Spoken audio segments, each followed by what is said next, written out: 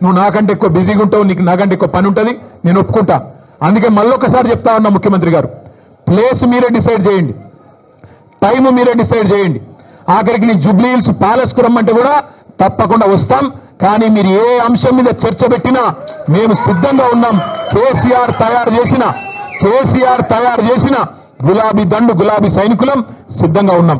మాట్లాడుతూ ముఖ్యమంత్రి ఆయన మంత్రులు కొత్త పదం నేర్చుకున్నారు. మేము కేసీఆర్ను రమ్మన్నాం.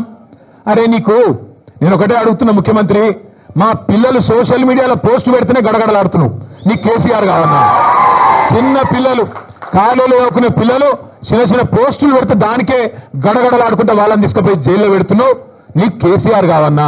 నీ లెవెల్కు మేము చాలు, నీ లెవెల్కు మేము సమాధానం చెప్పే సత్తా కేసీఆర్ తయారు చేసిన ఇంతమంది సైనికులకు మాకు ఎవ్వరితోని, నువ్వు నన్నే కాదు, మా ఎమ్మెల్సీలు, మా ఎమ్మెల్యేలు, మా ఎంపీలు, మా మాజీ ఎమ్మెల్యేలు, మాజీ ఎంపీలు, సీనియర్లు, మా పార్టీలో ఏ నాయకుడైనా నీకు సరిపోతుంది నిజానికి.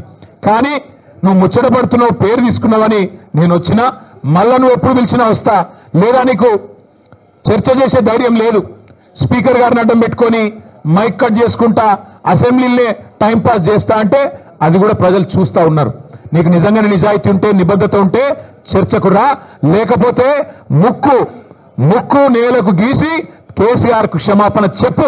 తప్పుడు కూతలు కూసినందుకు రైతు బంధు లాంటి పథకం పెట్టిన మహానాయకుడు, రైతు బీమా లాంటి పథకం తెచ్చిన మహానాయకుడు, భారతదేశ చరిత్రలో మొట్టమొదటిసారి 24 గంటలు రైతుకు ఉచితంగా కరెంట్ ఇచ్చిన నాయకుడు కేసీఆర్. అట్లాంటి నాయకుడిని అడ్డగోలుగా మాట్లాడినందుకు ముక్కు నేలకు రాసి చర్చకొచ్చే దమ్ము లేదు, కేవలం నాకు రచ్చ చేయడం మాత్రమే తెలుసు అని చెప్పి తప్పుకో, క్షమాపణ చెప్పు.